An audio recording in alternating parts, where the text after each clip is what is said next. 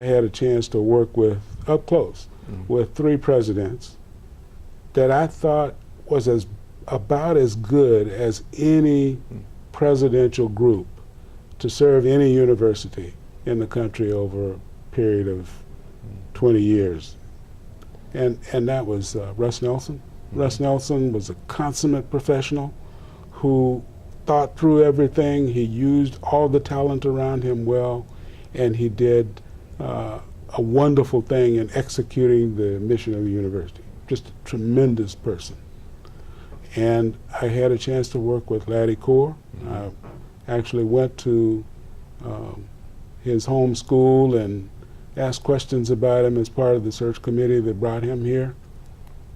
And Laddie is probably the most conscientious, most forward-looking person that I've ever worked with and worked for from a positive point of view. And of course, I then served on the search committee for Michael. And Michael is high intellect, high work level, and a person who has goals that probably would not occur for the average person because they just wouldn't take it on.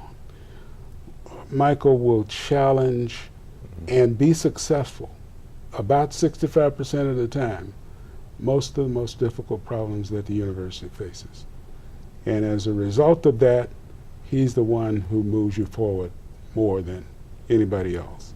But the university was really tremendously blessed by having those three people run it. And we are now still doing well, even in the current environment, because we had those people.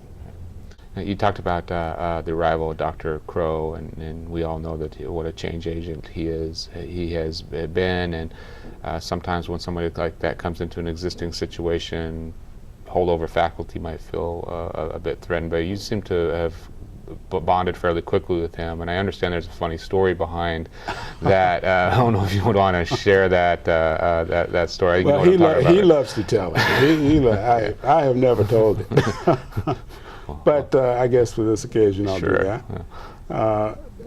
I had been selected by the search committee to be one of his escorts when he made the rounds of ASU and made presentations to the faculty, staff, and students. And on the day that he was scheduled to make a presentation in the union to primarily faculty, I escorted him and introduced him to the group. And we sat together on the stage behind the makeshift desk. You know how in the MU they put that platform up. Yeah. And we had chairs. And he had made a wonderful presentation.